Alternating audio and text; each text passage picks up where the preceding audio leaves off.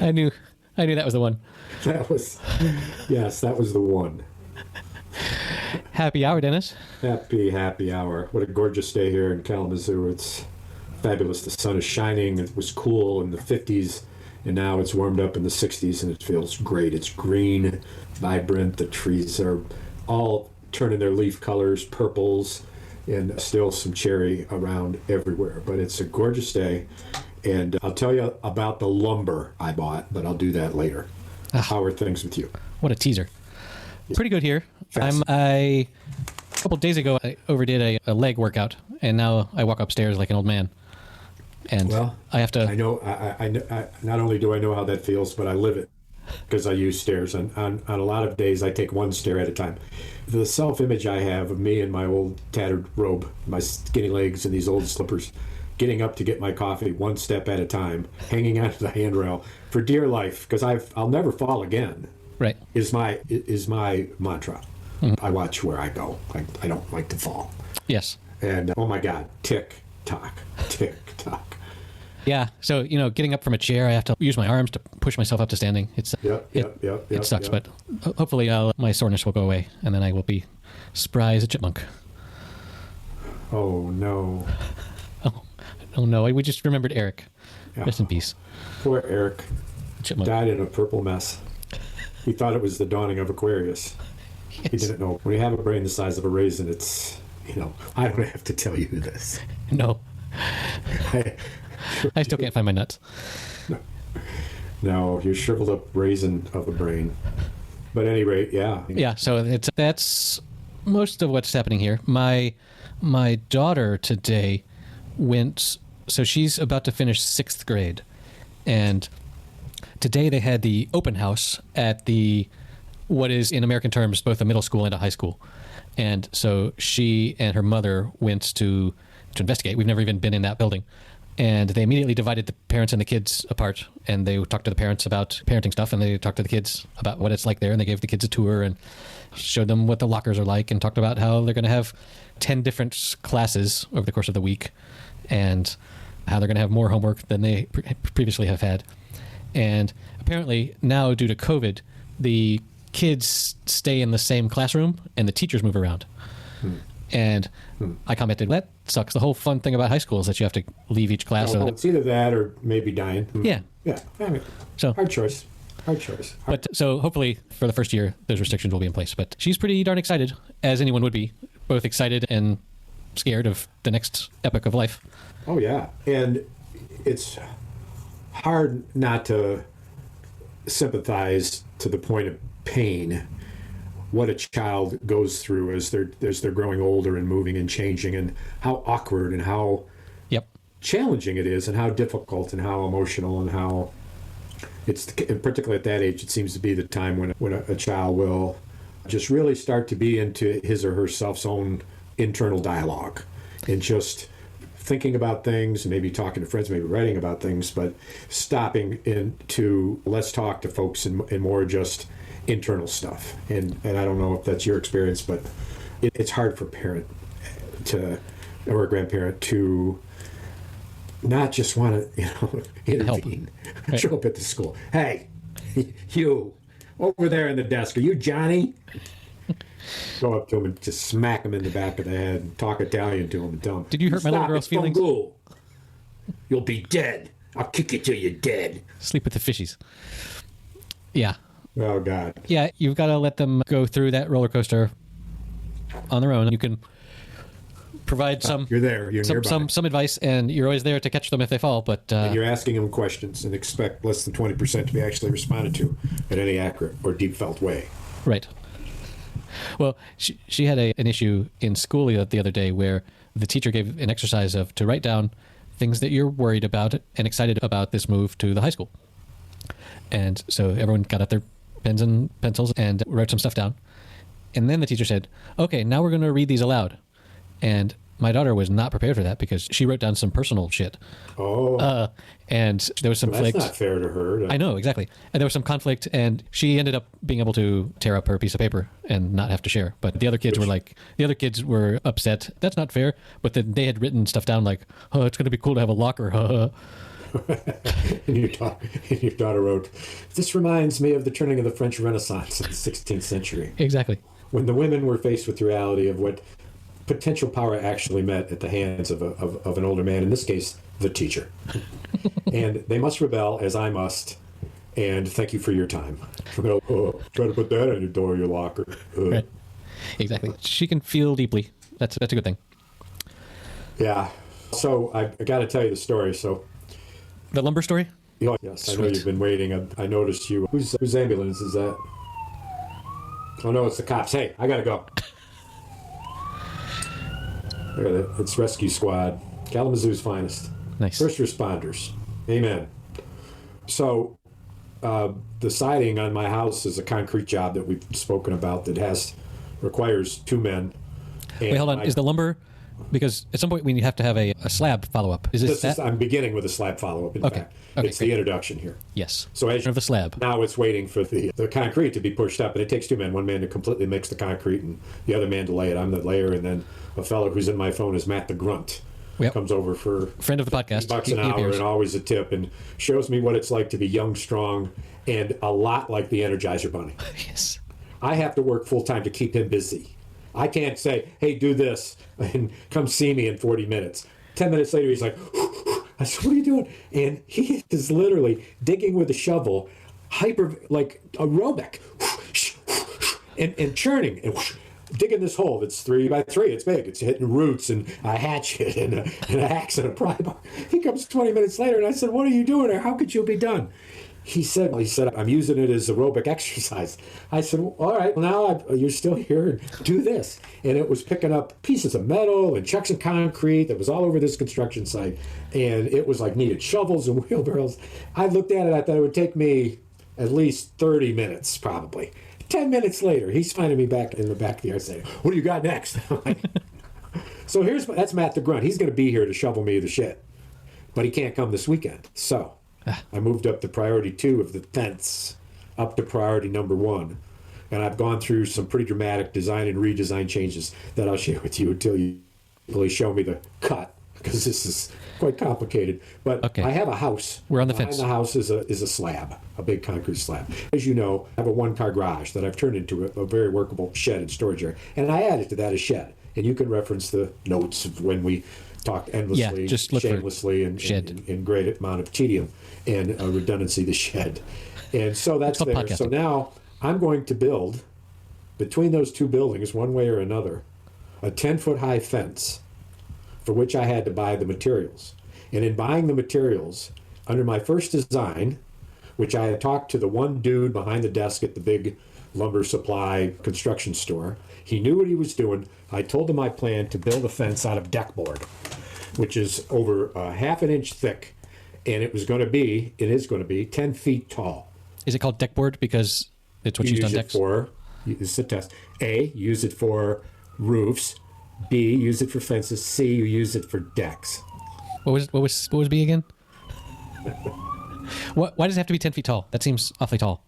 So when I am walking down my steps of my back door, I turn my head to the right, which I always do. I see a view of over 3 acres of land and trees and just beautiful, my shed and my yard and this guy's garden and my gardening spot. And that's where my property lies to the south. And it gets the great southern sun in the morning into the whole side of the house is full of windows. Mm-hmm. It's just gorgeous. But when I look to the left, when I look straight ahead coming down the door, I see face forward the shed and the new shed and the old shed. But when I turn to my left and I take 4 steps, I'm into a shared driveway. Okay. And that shared driveway is less shared than it ever was because, as you recall from episode 6, I constructed a tent. Yep. Now, and did the driveway and poured the concrete and did the stone.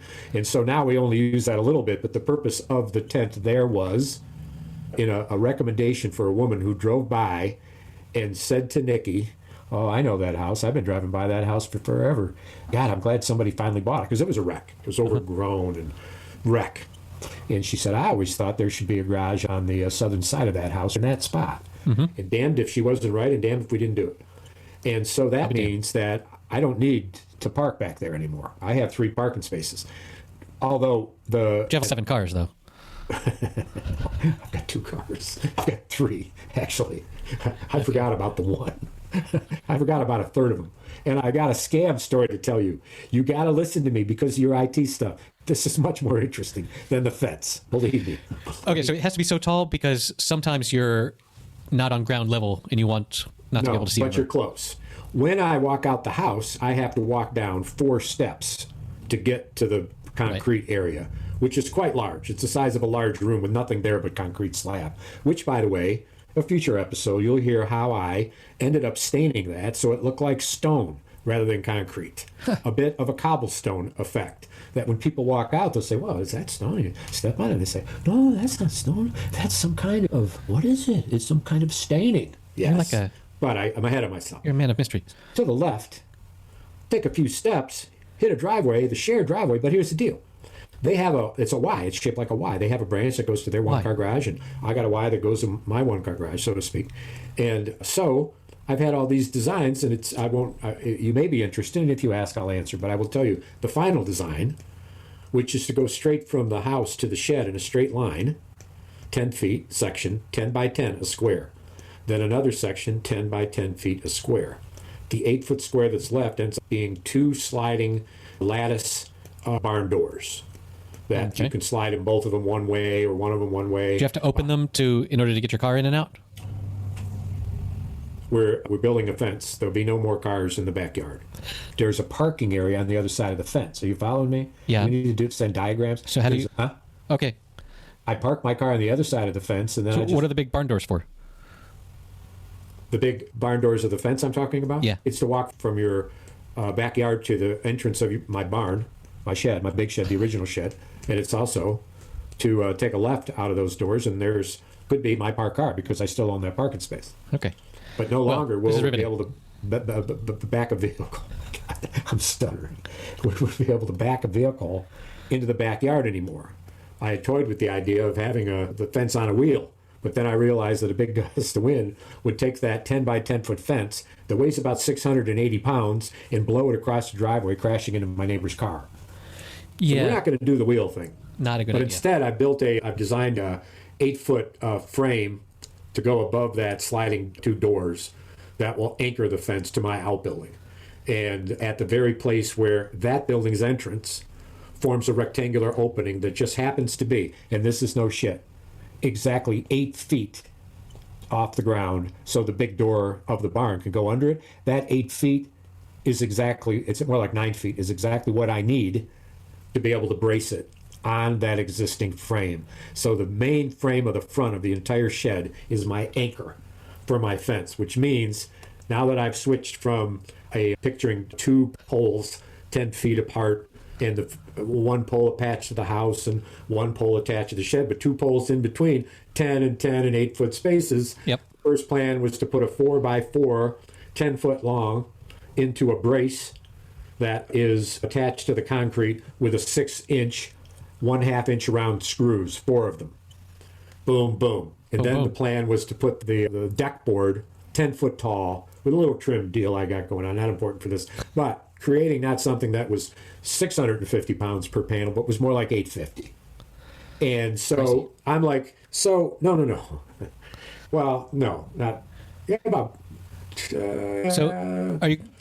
I have a question. So this is what I did. I go to the place. I buy the right size 4x4s. I find the straight ones. I load them up. I get the 2x4s, 10 of them. I load them up, and then I start to load 42 10-foot long boards that are about 6 inches wide and over a 1/2 inch thick.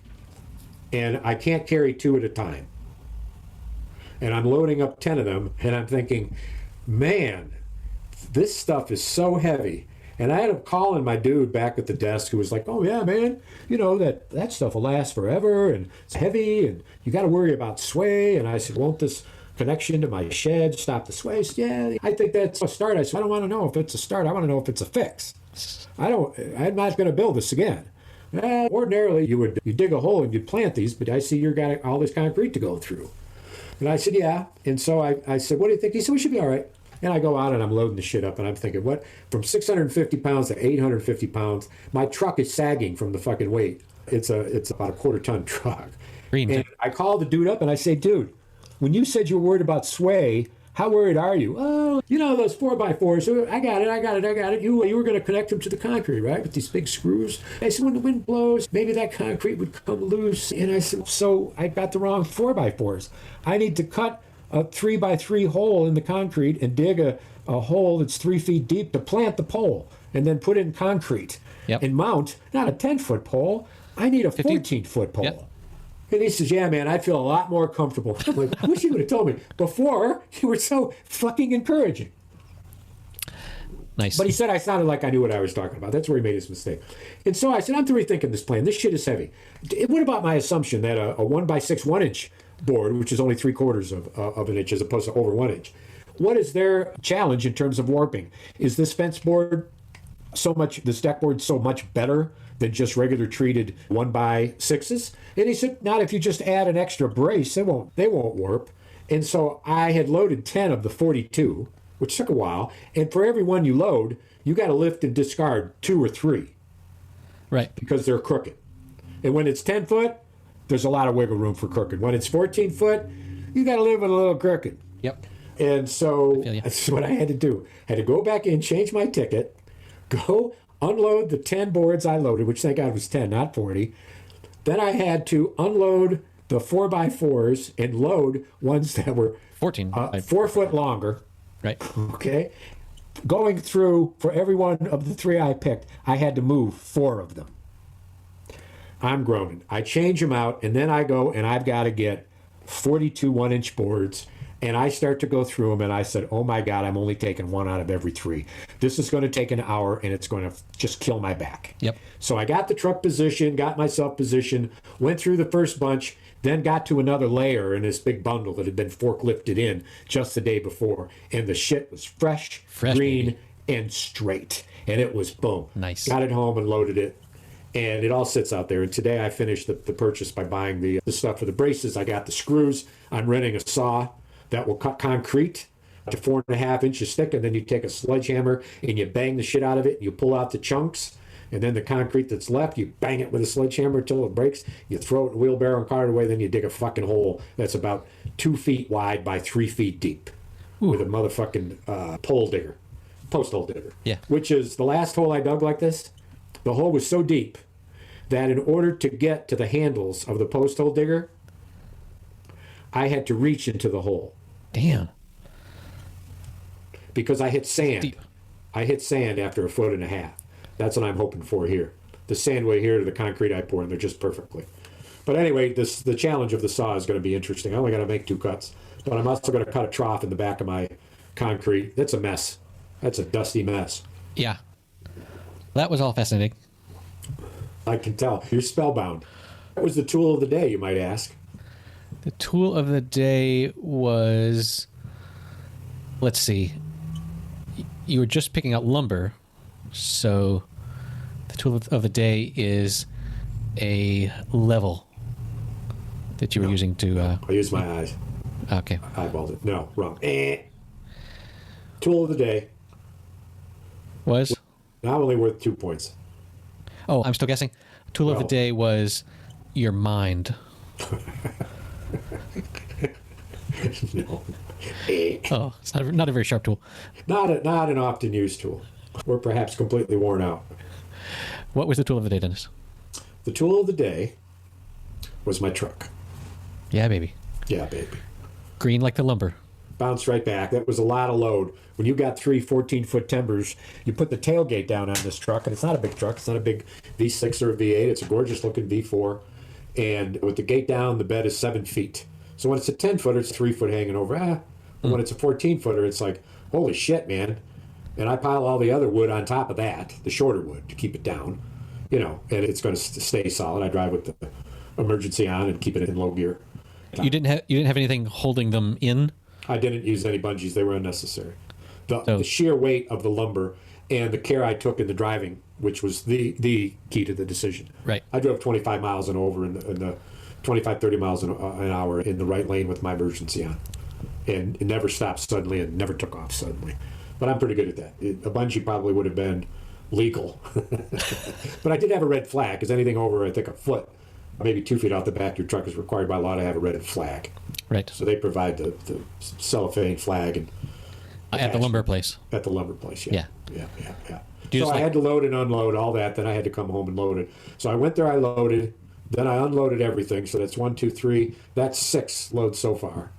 Then I came home and I unloaded it again. So I touched this lumber all those times, 7 times. No splinters. That's stupid. And you know what? I'm glad that I had the reasonable mental acuity to rethink my design and piecing together the concerns that the dude had.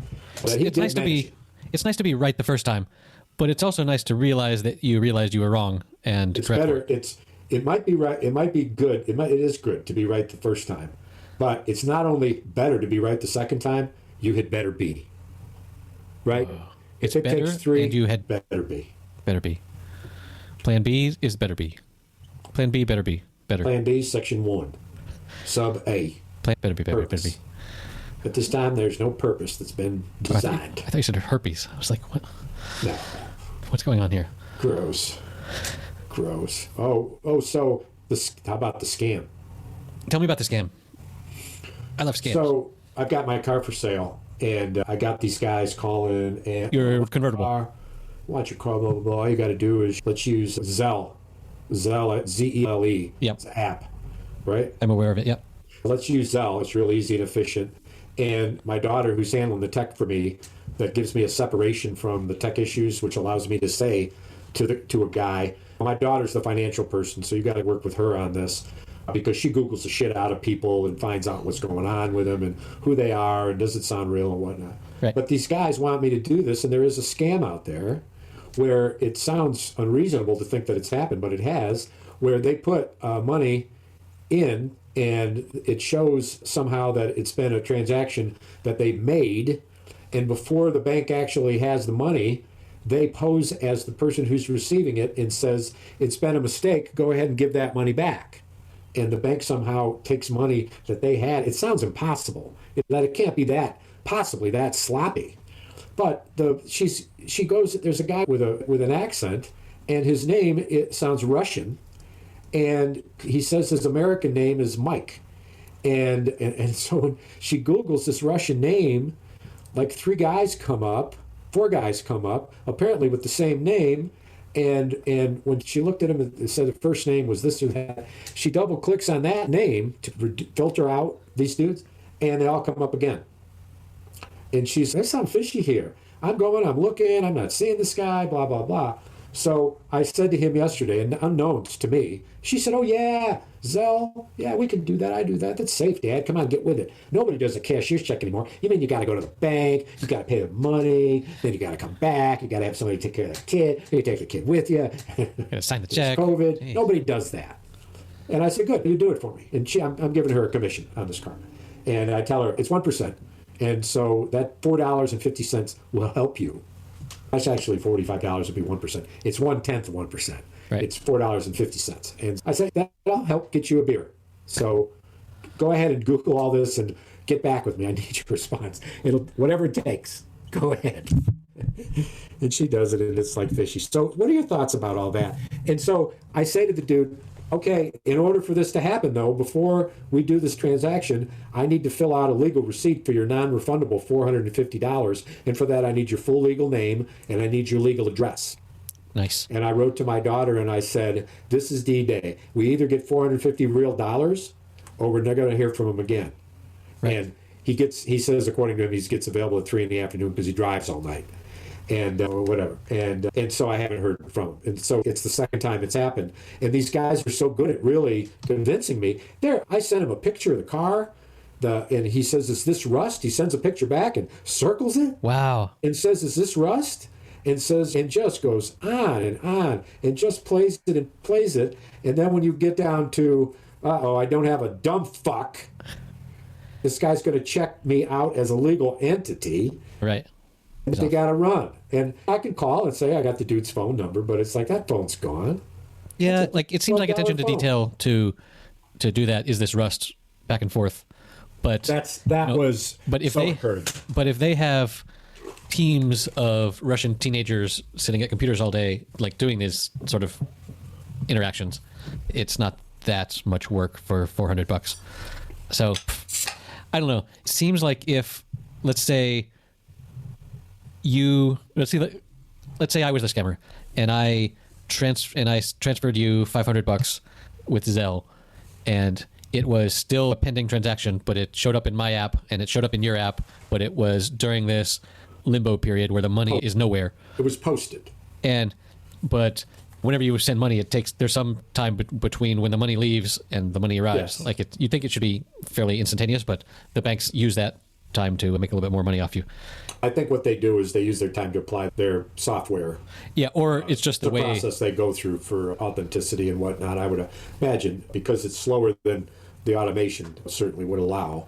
Right. But it's a moment worth waiting for. It's a day, right? Maybe 4 hours. Stuff is posted. I see it on my computer all the time. I'm obviously so. But it's weird that if I sent you the 500 and then I called up your bank and said, "Hey, this is Dennis. It's posted." Yeah, this is Dennis. I want to cancel this. Give this money back to these people. No, and I guess that the idea is that would, if it's not done very well, and the bank can't tell the state of the initial transaction, I can imagine how that could initiate. That's impossible. A 500 transaction. If the bank knows anything, they know what's posted and what's been actually enrolled. They know that. If there's one thing they know, it's that. It's incredible to me that, in fact, that someone who works for a bank would say, "Oh, yeah, the money ain't here yet, but it's coming. So what do you want me to do? Take it out of your savings account? Oh, yeah, go ahead and take care of that because I'm really worried about this guy. Oh, it'll get the 500's on its way, so we'll just save him some trouble." It's impossible to imagine. Okay. There's got to be something. There's got to be some. That's why I'm saying this to you. There's got to be more to it than that. It's got to be somebody on the inside in the bank. There's got to be, or somebody who's able. It can't be very sophisticated. No, really. No. If you Google Zelle scam, there's a whole bunch of different stuff that comes up about how to avoid scams with Zelle. So, I mean, it's not scam proof, but of course, any money transaction system you're going to get scammed on because the scam, it's not about the security of the banking system. It's about the dupability of the individuals. So, yeah, I don't know. Yeah, there's something that somebody's discovered though. But yeah, I guess if I'm really that interested in it, I'll read what you've just pulled up. Hey, did I tell you that I got scammed? Did I talk about that? About what? Maybe with Amazon. About a delivery thing? No. So maybe I didn't talk about it. I certainly didn't put anything in the show notes about it. Yeah, a couple weeks ago, I got this email from my aunt, my father's older sister, who has never been very tech savvy, and she still has an msn.com email address from 30 years ago. And I got this email from her saying, "Do you have an account with Amazon?" Which I thought, oh, isn't that cute? She thinks that someone my age might not have an Amazon account. Yeah. And so I wrote back, yeah, of course. And so she wrote back, "Hey, I'm having trouble with my credit card, but I really want to give this gift certificate to a close friend for her birthday. Would you be willing to buy this gift certificate for her, and I'll pay it back as soon as my bank account gets figured out?" And my guard was down. I thought, my little old aunt having trouble with online purchases, that makes sense. She's good for $250 or whatever it was. Yeah. And so I said, yeah, sure, okay. And so I bought this. It's a gift certificate to some shopping store where it emails the certificate to the person. So there's no delivery. There's no, it just is instant. So I did that and I wrote back to her and she said, "Great. They said that it arrived, but for the thing that they want to purchase, they need a little bit more. So can you do another 100 or something like that?" And so I said, "Sure, I guess so, whatever." And so I went to Amazon, still totally innocent as a puppy. As a lamb about to be taken to the slaughter. Exactly. And so I placed this other order, a puppy being taken to the slaughter. And Amazon said, "Whoa, this is fraudulent looking behavior. We're blocking this order. In fact, we're locking your Amazon account for a day." Whoa. was like, fuck. Wow. And so I wrote my aunt and I said, Amazon's not letting me do this. In fact, now my account is blocked. One. The second one. And she wrote back, okay, let me know when you can try again or something. And then I guess a day went by and she sent me another email saying, have you been able to do the second one? And I noticed that she signed it with her name, but the email came from the account that we were sending the gift certificates to. And at that point I was like, fuck. Clearly this is just some rando that figured out the original emails came from her address, but her address had been hacked because she's an internet novice. Right. And oh my God. And so and it's shocking to me that you of all people. I know, me too. Because I'm so skeptical of things. You were so savvy. You were technically savvy. But I was in this mind space, and it's been a while since I've heard from my aunt. And you have the real world experience of a 6-year-old. Right. Exactly. And so anyway, if a relative that you haven't spoken to in a while asks you for a favor involving money, perhaps pick up the phone and give them a call, or ask them the color of their house, or something that only that person would know. Did you finally? Very embarrassing. How did the new paint job on your house go? They said, it went pretty good. Right. What color did you end up with? Right. But anyway, I play along. There's no difference in the interaction between the dude up in Traverse City here who wanted the car, and then had 2 appointments set. No deposit, of course. He didn't have to have a deposit because he was going to come see it and be ready to buy it, which is fine. And he asked the same questions, got the same documents, ended up with the same pictures, because they're both going sight unseen. And my due diligence responsibility as an honest American is to say, if you're going to buy this car sight unseen, you need to see it. Right. Here's pictures of a rust spot. Here's pictures of a place where the paint's chipped. Here's some interior damage. I don't want you to show up here having paid an unseen, non-refundable deposit and say, you never told me about this. Are there people about the dude who couldn't get in the car? He was too fat? Couldn't get in the car. He came to buy it cash in hand, had the money in his pocket, came with his daughter, went through days and weeks of him wanting records and pictures, and he showed up. And I told you the story, I'm sure. And he comes to the car without a coat. And I say, hey, man, because it's cold. Right. I said, man, it's a convertible. We're going to get cold when we test drive it. He said, well, I got it in the car. I want to see if I can get in it. And I said, no, you're no bigger than my son-in-law. I showed you the pictures of my son-in-law sitting there. He had a good 6 inches between him and the steering wheel. And then I noticed that he had a limp. He walked to the car, tried one time to get in the car, said, I can't, no, this won't work. Got up and left. I never heard from him again. This was after a week of communications and files being sent and pictures on the way. I told you the story. It's in the record. Have you not edited it? No, you never told me about the guy that can't get in the car. That's not true. I'll bet you $100. You told me a bunch of stuff about people that came and you drove them around. Bill. I'll bet you a $100 bill. You up for this? $100 bill that this has been recorded around. For me to, it's not, you're the one with the claim, so the burden of proof is on you.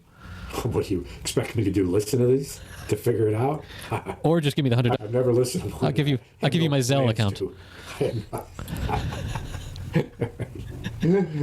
Oh God! So these people, there are people that just spend their time on these car websites, and because for every person like you that is dealing with 10 different people that are going back and forth, those other people must be doing at least that many talking to sellers or something. Like, is this just a hobby that people have of going to look at cars?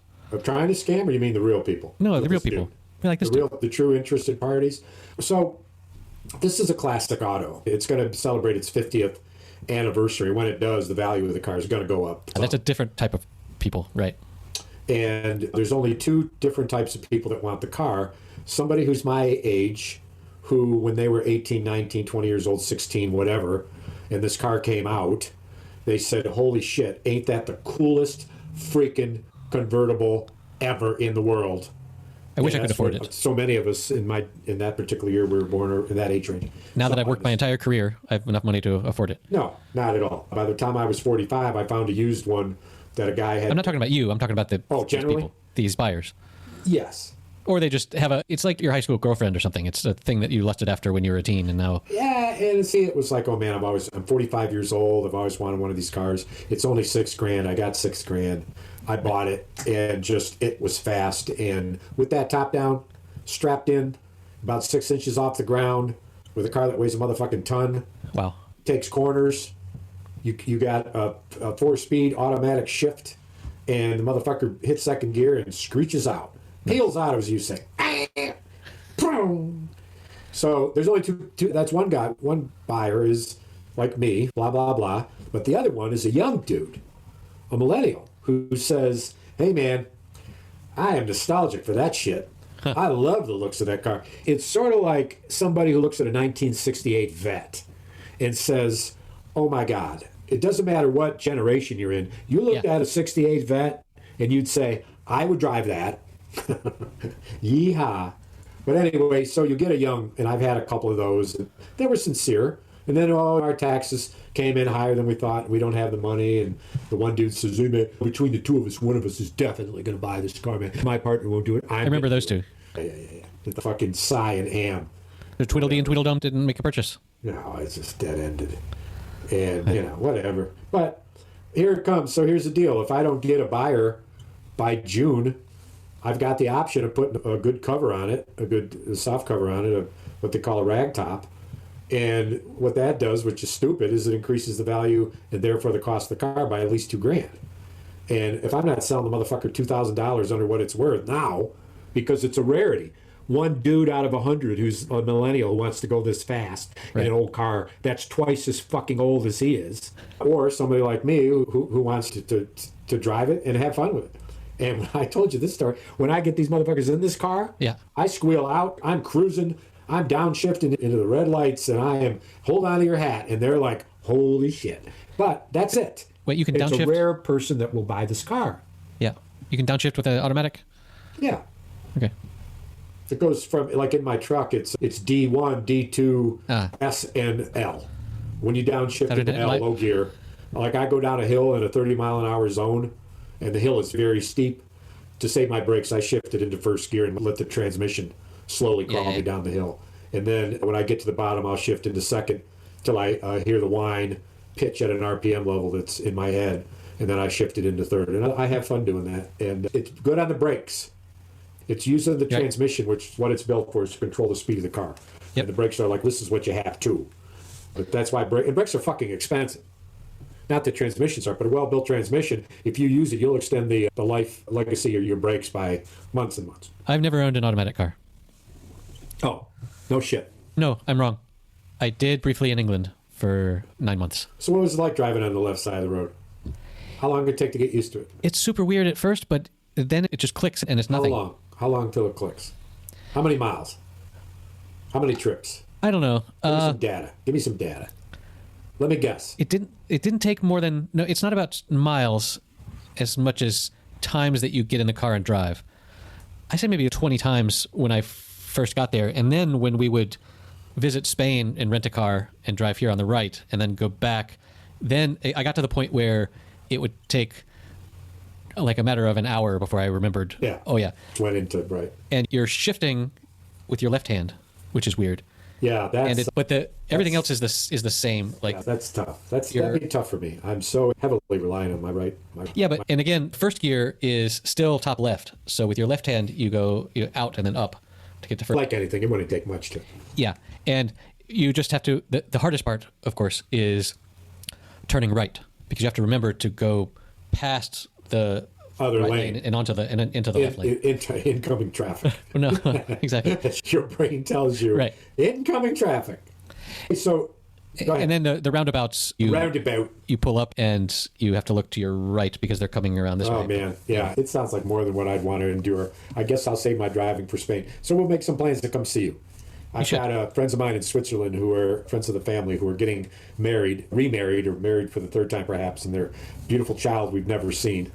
And love these folks, and we're promised that they're going to plan this. I think it's the second or third wedding that they've had when we're available during that time. And I want to do it before I get so decrepit that I can't get up and down stairs, which I do pretty good. But I'll tell you what, I'm feeling your oats, feeling your age. Switzerland is not exactly nearby, but once you're over here, now nothing airplane. Yeah, that's right. Is it train ride or a plane? Both are possible. I would think plane would be quicker and easier. Oh, yeah. I don't know that I would do a plane. I think I'd rather do a train. Then in that case, slow it down. Yeah. But that'll be fun. I learned today that I found this website. It is the longest train ride in the world. Huh. China. So you can go by train, and they list in this article the 1, 2, 3, 4, 5. There's 20 different train things you have to take. So you have to change trains like about 20 times, and you can go from Portugal all the way up through Russia, down through Mongolia to Beijing, and end up down in Thailand. Jesus. And 17 countries, and it's someone just as a thought exercise came up with this, and they mapped out how long each train ride is and how much it costs and stuff. And there is a train ticket you can buy from Moscow to Beijing, which takes 136 hours, which comes out to almost 6 days. Presumably they stopped to refuel or whatever. But and how much does it cost? All the way across, that particular ticket it's around $1,000. Wow. And what's the cost of the ticket that takes you in the longest 20-stop train ride? What's that cost then, by just considering the ticket, let alone stoppage cost and room and board and all that? No, I'm telling you the cost of each train ride. And the layovers are, the longest layover is in Moscow for 18 hours. But the other layovers are like 1 hour or so you're living on the 30 train. minutes. You're living on the train. And so what is that cost? The total cost? Yeah. I don't know. They didn't sum it up. That's hard to believe. Eyeballing this, it looks like probably $3,000. Oh, shit. Wow. But what a fucking adventure. It's And what is are you sitting the entire time? It says just over 2,000. I don't know. I assume there's like sleeping cabins on some of these. If that were the case, how bad would that be? How many days is it from beginning to end for $3,000? Let's see, they did sum it up for just over $2,000, but you may be able to book first class for just under $4,000. Huh. And it takes 327 hours.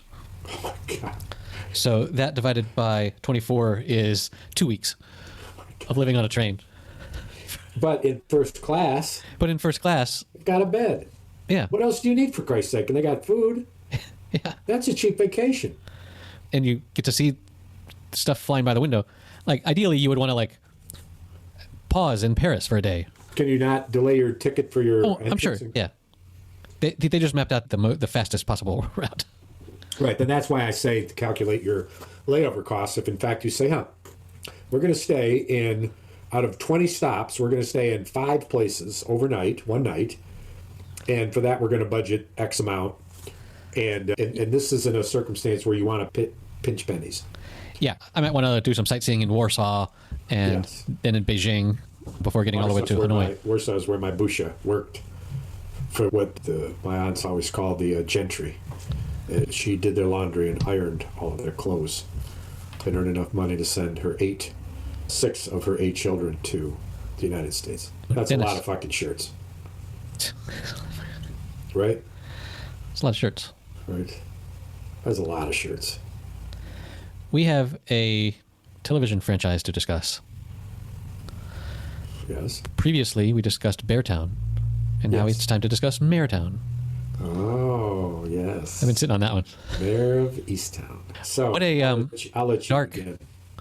Yeah, Kate Winslet she reminds me somewhat of the cop in Fargo, Frances McDormand. Just this no-nonsense Oscar award-winning performance. Yes, exactly. Just this no-nonsense, getting the job done, going into work every day, getting up, getting your coffee, doing all the legwork, doing all the paperwork, and... But, major difference. Mayor is not a happy woman. No. And the Sarge's demeanor was utter here and now enjoyment of a degree that we would all just love to have. And her loving, doting husband, which, by the way, when I've seen him in other roles, it is so interesting to see him back in this other one where he plays such a meek and mild guy. Because of some of his other roles, he is not a meek and mild guy. Yeah, okay, so that was maybe a bad comparison, but she's just I don't think so. Or I guess Different. like the film noir detective, not crazy drinking problem, but just sad and doing the work. Beyond sad. Yeah. Just inconsolable. Mentally, emotionally damaged. Yes. In such affecting her decision making, her inability to figure out what it is that she's really, truly so fucking pissed off about that she just can't seem to be happy. And she can't even imagine. She can't even imagine solving the case where she finds the missing girl because It's hopeless. she's in that dark place that she is. Yeah, we'll find the body eventually. It's a self-fulfilling prophecy. She's been baptized in blood. She's wrecked. And the more you realize how damaged and how brilliant she is and how multi-faceted. And by the way, you got to love her relationship with her mother. Oh, my God. Yeah, it's pretty. I've read an article about how much they each loved interacting with each other, where that absolute unbridled disregard for each other became natural, and how much they enjoyed it and laugh about it. Right. And stuff that as ad-libbed and comes into that. It's one of the highlights. So this reminds me. We'll see about your movie acumen. All right, I want you to go back to Robert De Niro's boxing movie, for which he won an Academy Award, which I believe was the Best Picture of the Year, which was Something called Bull. Raging Bull. Raging Bull. You were there with me. You're imaging this movie. I want you to remember his young girlfriend, a wife, who he ended up having an incredibly tumultuous relationship with. And I want you to bring her up and take a look at her and tell me her name. It's Kathy Moriarty. It is, yes. Now, here's the question for you. What role does she play in Mayor of Easttown? I think this is another one where you're mistaken. Another $100? Wimpy? You didn't take up the last one, I noticed. I don't think... silence because you knew that you'd lose. I Then you don't acted believe like you. it was too much work to confirm it for $100. $100, a guy like you, what the fuck? That's fucking... That's a rounding error. I don't have time to bend down and pick up. Oh, so did you double check to see if you owe me 100? Yeah, she's not... what character do you think it is? For another $100, I can name it. That would be $200. You with me? Are you with me? And Google if you're man? correct... Okay. Give me the character. She plays the mother, the grandmother, the mother of... Not Mayor's mother. No, somebody's mother. Okay. I got to think. The payout is not coming. Because the grandchild is... Oh, the... Come back to me. Wait a minute. Something's coming to me. I got to think about this. Wait a minute. I got the wrong series. Sorry. I meant to say City on a Hill. So, sorry. Bets off. Yes, she is. She does play Dottie Ryan on City on a Hill. So your $200 payment will send that to me with Zelle. I'm going to use Zelle. Then I'll call the bank and say, hey, I know it's posted, but, it's canceled. Could you take it out of my checking account and just send it back to him? Oh, yeah, man, if that's what you want to do. Seems a little unusual, but you're the boss. You're the customer service, right, huh? What? That ain't going to happen. As I wrote to you after I finished the first episode, it was pretty clear to me which character was going to disappear or worse, because we focused on her, and she was the young, innocent mother. But they do this great job of depicting this small town life where everyone's pretty miserable. And it's dark, and everyone's poor and just trying to do their best to get along. Just trying to get by, and she knows the neighborhood, and the dude who's the heroin addict who lives with his sister. Yep. Bethy, who's the babysitter for the family. Yeah, like that scene, that perfect scene that displays how she knows the neighborhood and everything, where she's got the new ride-along cop, and they get called to go and get this guy who's locked himself into a room, and the new cop comes in with his gun up and ready to arrest this guy, and Mayor's put that away, and then just talks him out of the bathroom. How about the cop that gets sick from the sight of blood? Yeah, that's the same one. Yeah, the new guy. Jesus, same dude. And she's just, why did you choose this profession? You had some other homework, but because you're not bringing it up, I assume you didn't do it. There was something else I can't recall. But I do want to talk about your some of the stuff you sent me. But I want to begin with the dude who is creating photographs of our founding fathers in today's current political time warp. Right. What they would look like, modern look about them. I was so impressed. I thought it was so interesting to me. Yeah, so they've got George Washington. He has a look of depth and persuasive generosity that you just say, "Whoa!" I thought before I realized it was George Washington, my first image was like, "What? Who is that leader? Who is that president?" Right. And then it was George Washington. And similar to each of them, I thought they did Ben Franklin. Who else did they do? The other, Franklin was not a president, but the other most famous president, Abraham Lincoln. Oh, God. I thought that was fabulous. And it's interesting, too, that I think I mentioned prior talk where I tuned into Lincoln. That was the series. Was it a series? No, it was a movie. It was a movie. Yeah. With Daniel Day-Lewis. Yep. And how not only his natural look, but the artistry of makeup rendered him the most iconic replication of Lincoln's true look. I thought it was amazing, and his higher voice and his storytelling and similar kind of thing. Yep. That was a pretty cool. Pretty cool. Who else did they have? I think it's just those three in this article. Oh, I thought there were more. I thought there was one more. Benjamin. Okay. Nope. Yeah, that's the $1, $5, and $20 bills for. Yeah. Benjamin is 100. Benjamin is 100. Well, Jackson's on the 20, right? And it's no wonder they didn't do it with him. He's such a fuck. No, but it's an interesting exercise because anyone that's had a bunch of portraits taken, you could probably do this sort of treatment too. But these are the most iconic, recognizable.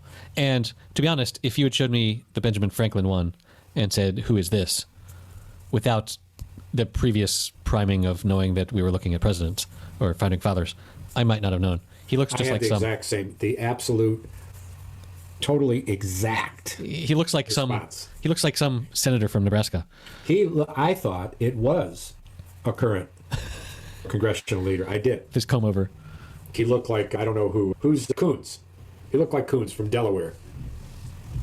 Just that kind of general, amiable look, the balding look.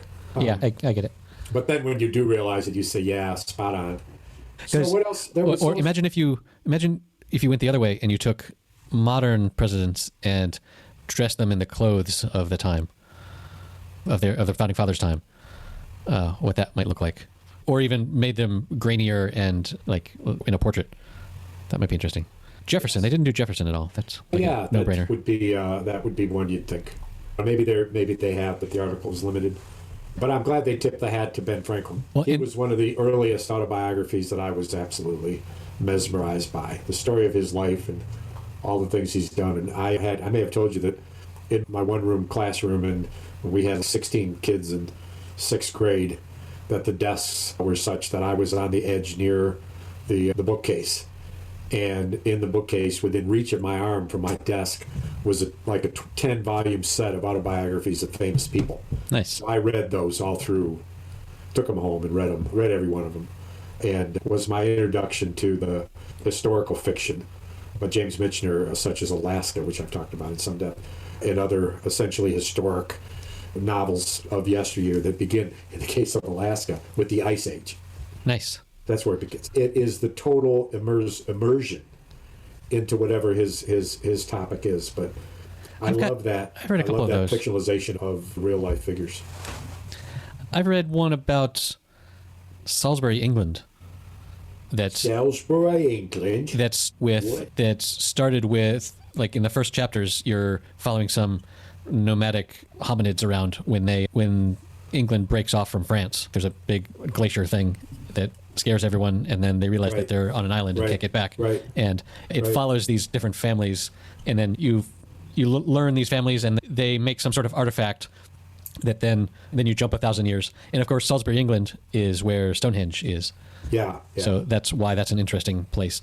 But then they go through building the Salisbury Cathedral, and it's a nice way to follow people in one area around. And the Vikings come, and the Romans come. Isn't it always interesting how they end it in epic, how it's ended? I don't think I want to give you a spoiler on how Alaska ends, so I'll give you a bit of homework.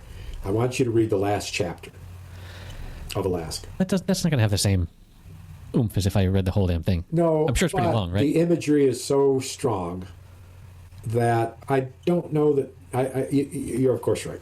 You're of course, but I did want to talk about it, and I don't want to wait for the year it would take you to read the whole 816 pages or whatever it is. It's long.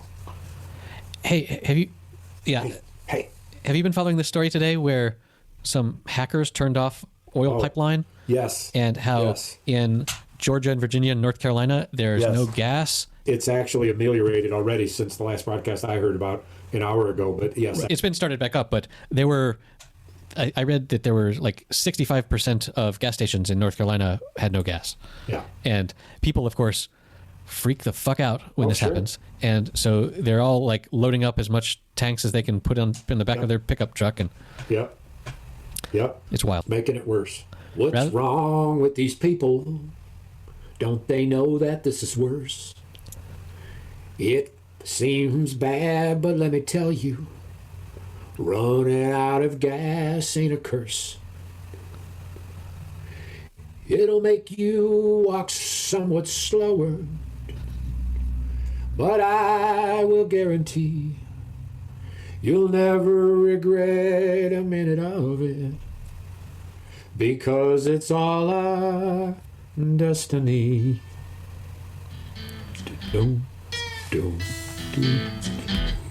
That's pretty. Okay, that's it for episode number 110. You can find the show notes at happyhour.fm/110, where you can find the links to the articles that we talked about, the one with the presidents and the train ride. And you can help support this lovely podcast at patreon.com/happyhour. We would very much appreciate any help you can throw our way. Buy us around. And we'll see you next week.